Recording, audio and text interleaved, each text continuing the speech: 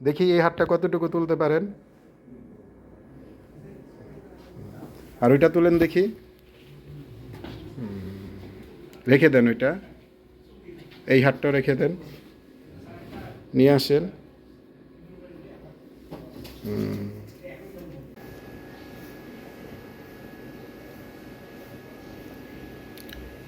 আমরা অনেক সময় এইরকমটা করি, ভুলেও এরকমটা করা যাবে না।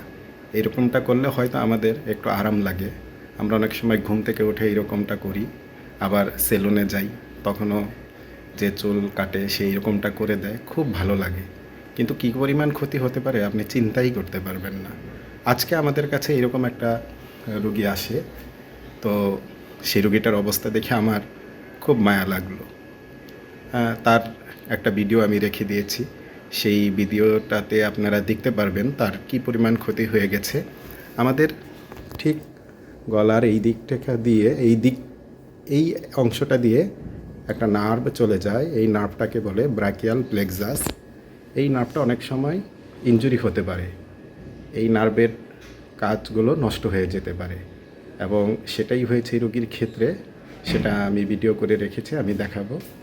একটা সচেতনতামূলক পোস্ট, আপনারা এগুলো করা থেকে বিরত থাকবেন। ঘাড় ফোটাবেন না, মটমট করে শব্দ করে, খুব ভালো লাগে, কিন্তু আপনার জীবনকে ধ্বংস করে দিতে পারে এটা করার কারণে। এটা করার ফলে এই নার্ভের যে ক্ষতি হয়, তার একটা মেডিকেল টার্ম আছে, তাকে ব্রাকিয়াল প্লেক্সোপ্যাথি বলে। এখানে হাত দুর্বল হয়ে যাবে, হাতে ব্যথা করবে, নিউরোপ্যাথিক পেন, এবং হাতের মাংসগুলো শুকিয়ে যেতে পারে, হাতের কার্যক্রম পুরোপুরিভাবে নষ্ট হয়ে যেতে পারে।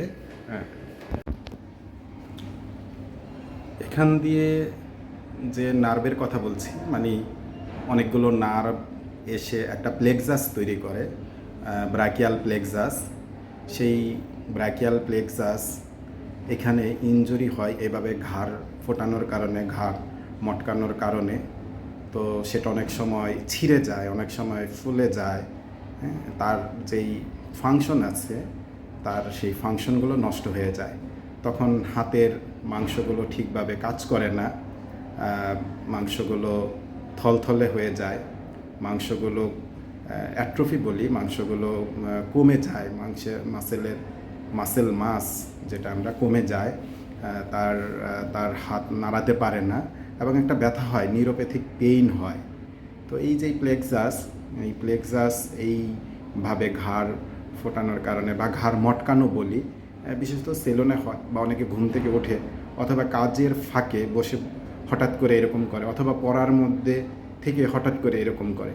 তো এটা আপনার জীবনকে ধ্বংস করে দিতে পারে। সে ব্যাপারে আমাদের সবাইকে সাবধান থাকতে হবে। হঠাৎ বসে বসে ভিডিওগুলো করি, তাতে হয়তো ভিডিওর কোয়ালিটি ভালো হয় না, কিন্তু চেষ্টা করি আপনাদেরকে কিছু সচেতনতামূলক কথাবার্তা বলার জন্য, অথবা অ্যানাস্থেশিয়া রিলেটেড কিছু কাজকর্ম ফুটিয়ে তোলার জন্য, যাতে সাধারণ মানুষও কিছুটা জ্ঞান অর্জন করতে পারে, এবং যারা এই পড়াশোনার সাথে আছে তারাও যাতে কিছুটা জানতে পারে। এবং আমি যখন এগুলো করতে যাই, আমাকেও কিছুটা জানতে হয়, আমারও উপকার হয়।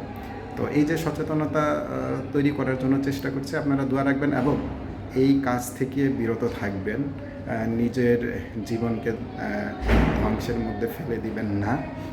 একটা হাত আপনার অকেজো হয়ে যাচ্ছে, এবং সেটা যে কোনো এজেই হতে পারে। যখনই এরকমটার মধ্যে পড়বেন সেটা হয়ে গেল, তো সেটা খুবই দুঃখজনক হবে। এই এই ব্যাপারগুলোতে আপনারা সচেতন থাকার চেষ্টা করবেন। দেখি এই হাতটা কতটুকু তুলতে পারেন। আর ওইটা তুলেন দেখি। রেখে দেন ওইটা। এই হাতটা রেখে দেন, নিয়ে আসেন।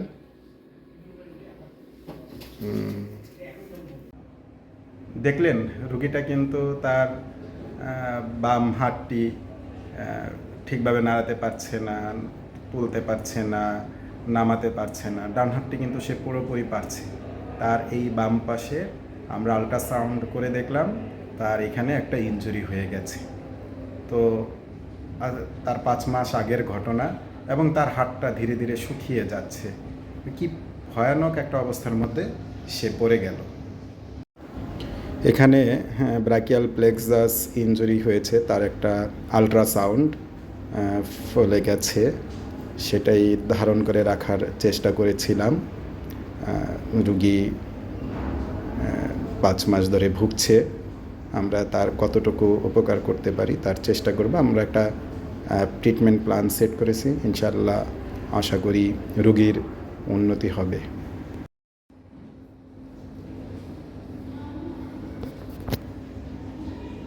এরকমটা করা যাবে না, সাবধান।